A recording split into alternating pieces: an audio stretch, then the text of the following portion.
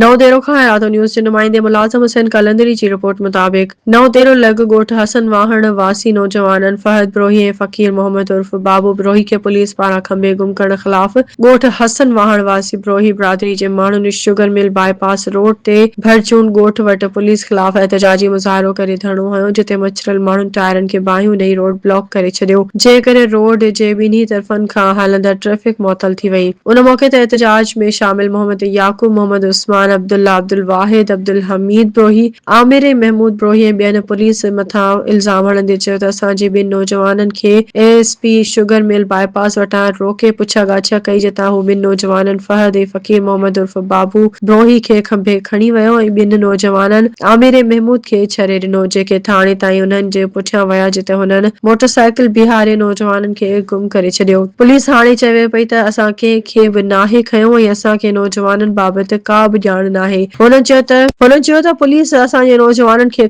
किथे गुम करे छॾियो आहे असांजे नौजवाननि मथां को बि केस वग़ैरह दाख़िल न आहिनि जेकॾहिं केस आहिनि त पुलिस हुननि जी गिरफ़्तारी ज़ाहिर करे केस ॾेखारे हुननि चिता ॾींदे पुलिस जी आला इख़्तियारनि खे अपील कई त असांजे खंबे गुम कयल नौजवाननि खे जेसि ताईं आज़ादु न कयो वेंदो असांजो एहतजाजी धरणो तेसि ताईं जारी रहंदो होॾां एसएचओ नओं देरो गुलज़ार बुढ़ो मुज़ाहिरीन सां ॻाल्हियूं करण पहुतो जिते मुज़ाहिरीन एहतजाज ख़तम करण खां जवाब ॾेई छॾियो होॾां आख़िरी इत्तलाउनि ताईं एहतजाजी धरणो जारी रहियो